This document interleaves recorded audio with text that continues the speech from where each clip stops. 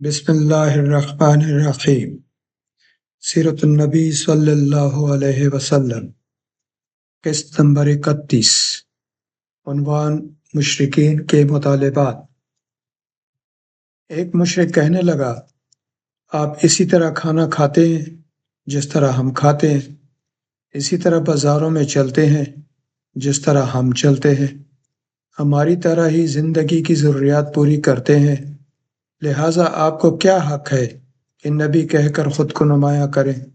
اور یہ کہ آپ کے ساتھ کوئی فرشتہ کیوں نہیں اترا جو آپ کی تصدیق کرتا؟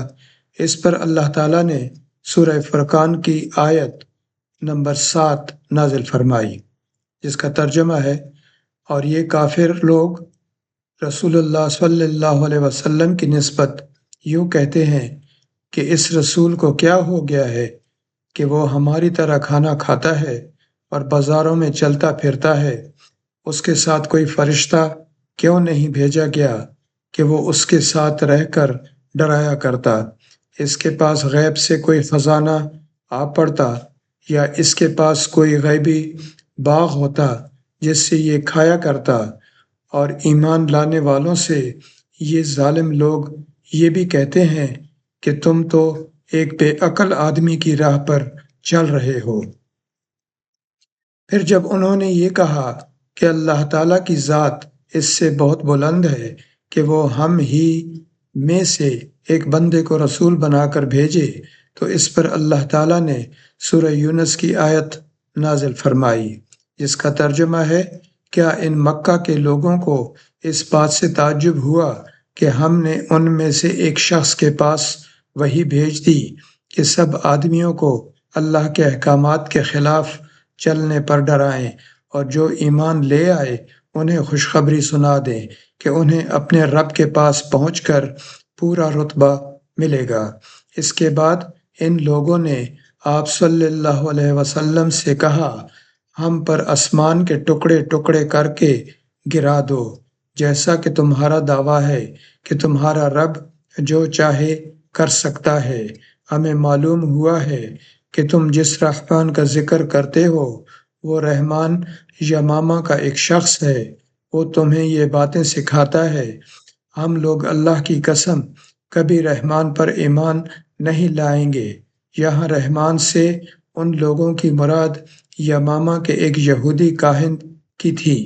اس بات کے جواب میں اللہ تعالیٰ نے سورہ رعد کی آیت نمبر 30 نازل فرمائی، جس کا ترجمہ ہے، آپ فرما دیجئے کہ وہی میرا مربی اور نگہبان ہے، اس کے سوا کوئی عبادت کے قابل نہیں، میں نے اسی پر بھروسہ کر لیا اور اسی کے پاس مجھے جانا ہے۔ اس وقت آپ صلی اللہ علیہ وسلم پر رنج اور غم کی کیفیت طاری تھی۔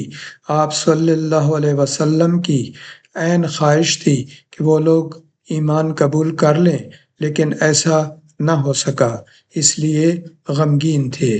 اسی حالت میں آپ صلی اللہ علیہ وسلم وہاں سے اٹھ گئے۔ مشرکین نے اس قسم کی اور بھی فرمائشیں کی۔ کبھی وہ کہتے صفا پہاڑ کو سونے کا بنا کر دکھائیں، کبھی کہتے سیڑھی کے ذریعے آسمان پر چڑھ کر دکھائیں اور فرشتوں کے ساتھ واپس آئیں۔ ان کی تمام باتوں کے جواب میں اللہ تعالیٰ نے حضرت جبرائیل علیہ السلام کو آپ صلی اللہ علیہ وسلم کے خدمت میں بھیجا۔ انہوں نے آ کر کہا، اے محمد صلی اللہ علیہ وسلم، اللہ تعالیٰ آپ کو سلام فرماتے ہیں اور فرماتے ہیں کہ اگر آپ صلی اللہ علیہ وسلم چاہیں تو صفا پہاڑ کو سونے کا بنا دیا جائے۔ اسی طرح ان کے جو مطالبات ہیں ان کو بھی پورا کر دیا جائے، لیکن اس کے بعد بھی اگر یہ لوگ ایمان نہ لائے تو پھر سابقہ قوموں کی طرح ان پر ہولناک عذاب نازل ہوگا، ایسا عذاب کہ آج تک کسی قوم پر نازل نہیں ہوا ہوگا۔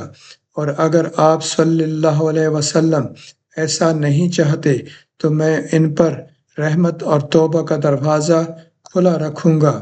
یہ سن کر آپ صلی اللہ علیہ وسلم نے عرض کیا، باری تعالیٰ آپ اپنی رحمت اور توبہ کا دروازہ کھلا رکھیں۔ دراصل آپ صلی اللہ علیہ وسلم جانتے تھے کہ قریش کے یہ مطالبات جہالت کی بنیاد پر ہیں، کیونکہ یہ لوگ رسولوں کو بھیجنے کی حکمت کو نہیں جانتے تھے۔ رسولوں کا بھیجا جانا تو دراصل مخلوق کا امتحان ہوتا ہے تاکہ وہ رسولوں کی تصدیق کریں اور رب تعالیٰ کی عبادت کریں۔ اگر اللہ تعالیٰ درمیان سے سارے پردے ہٹا دے اور سب لوگ آنکھوں سے سب کچھ دیکھ لیں تو پھر تو انبیاء اور رسولوں کو بھیجنے کی ضرورت ہی باقی نہیں رہتی اور غیب پر ایمان لانے کا کوئی معنی ہی نہیں رہتا۔ مکہ کے مشرکین نے 2 یہودی عالموں کے پاس اپنے آدمی بھیجے۔ یہ یہودی عالم مدینہ میں رہتے تھے۔ دونوں قاصدوں نے یہودی عالموں سے ملاقات کی اور ان سے کہا، ہم آپ کے پاس اپنا ایک معاملہ لے کر آئے ہیں۔ ہم لوگوں میں ایک یتیم لڑکا ہے، اس کا دعویٰ ہے کہ وہ اللہ کا رسول ہے۔ یہ سن کر یہودی عالم بولے، ہمیں اس کا حلیہ بتاؤ۔ قاصدوں نے نبی اکرم صلی اللہ علیہ وسلم کا حلیہ بتا دیا۔ تب انہوں نے پوچھا، تم لوگوں میں سے کن لوگوں نے ان کی پیروی کی؟ انہوں نے جواب دیا، کم درجے کے لوگوں نے۔ اب انہوں نے کہا، تم جا کر ان سے 3 سوال کرو۔ اگر انہوں نے ان 3 سوالوں کے جوابات دے دیے تو وہ اللہ کے نبی ہیں، اور اگر جواب نہ دے سکے تو پھر سمجھ لینا وہ کوئی جھوٹا شخص ہے۔ یہ سلسلہ ابھی جاری ہے۔ کتاب کا نام ہے سیرت النبی صلی اللہ علیہ وسلم قدم بقدم۔ اس کے مصنف ہیں عبداللہ فرانی۔ عبداللہ فرانی ہفتہ وار رسالہ بچوں کے اسلام کے ایڈیٹر اشتیاق احمد رحمۃ اللہ علیہ کا قلمی نام ہے۔